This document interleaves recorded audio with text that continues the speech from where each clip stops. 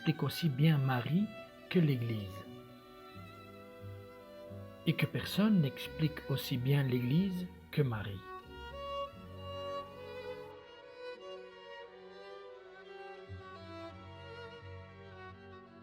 Nous savons que nous sommes les enfants d'une très grande mère.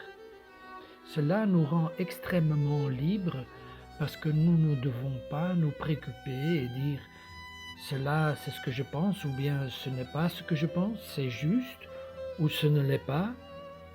Nous nous laissons regarder par l'amour de notre mère et elle nous dit si nous sommes ou non sur la bonne voie. L'Église est une famille où chacun doit être à sa place, dans sa vocation, et où tous doivent se sentir frères. Le charisme de l'unité est un stimulant providentiel et un puissant soutien pour vivre la mystique évangélique du nous. Pour cela, Jésus a prié le Père afin que tous soient un, comme toi et moi nous sommes un. C'est cette spiritualité du nous que vous devez porter de l'avant.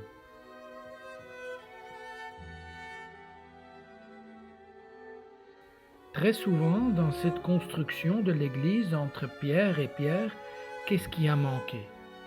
Le ciment. Alors vous comprenez qu'une Église construite entièrement avec des pierres, mais sans rien qui lie une pierre à l'autre, est un peu précaire. Elle pourrait tomber sur les autres et produire un désastre. Quel est le ciment qui manque? L'amour réciproque, être tous un. Le pape François aussi nous rappelle que le terme Église lui-même, du grec ecclésia, signifie convocation. Dieu nous convoque, nous pousse à sortir de notre individualisme, de notre tendance à nous renfermer sur nous-mêmes et nous appelle à faire partie de sa famille.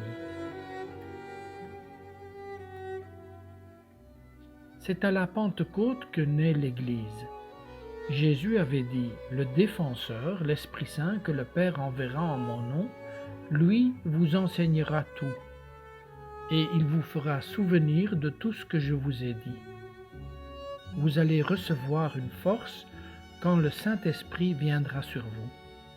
Vous serez alors mes témoins jusqu'aux extrémités de la terre.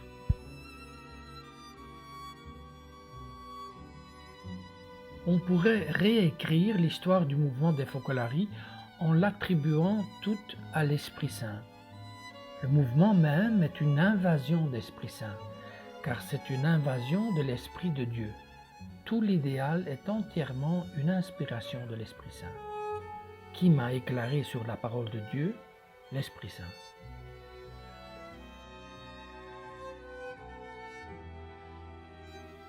On distille l'Esprit Saint en passant à travers Jésus abandonné. Jésus abandonné est le néant et à travers ce point ne passe que la simplicité qui est Dieu, l'amour. Donc pour écouter l'Esprit Saint, il faut aimer Jésus abandonné, l'étreindre dans toutes les souffrances afin de l'avoir en nous ressuscité.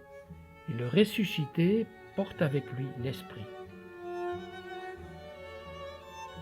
Quelquefois, souvent même, les attachements sont un obstacle pour entendre la voix de l'Esprit Saint. Et là, Marie désolée au pied de la croix est notre maître. Elle a tout perdu et elle peut nous aider, nous aussi, à perdre tout ce qui n'est pas volonté de Dieu. L'Esprit Saint peut alors éclairer vraiment tous les moments de notre vie.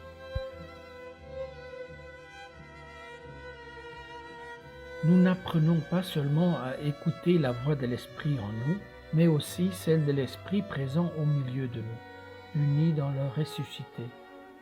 En effet, la voix de l'Esprit, grâce à Jésus au milieu de nous, est comme un haut-parleur de sa voix en nous.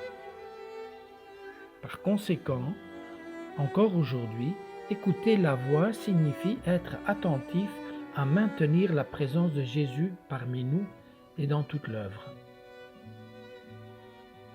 C'est lui qui nous rend capables de ce discernement communautaire auquel nous a appelé le pape François. C'est lui qui nous fait reconnaître les signes des temps et trouver, à la lumière du charisme, les réponses que Dieu nous indique pour les besoins de l'humanité d'aujourd'hui. Et que produit l'Esprit Saint par sa présence et ses dons dans notre vie? Un profond renouvellement intérieur qui rappelle le renouvellement annoncé par le prophète Ézéchiel. Je mettrai en vous un cœur nouveau, je vous donnerai un cœur de chair.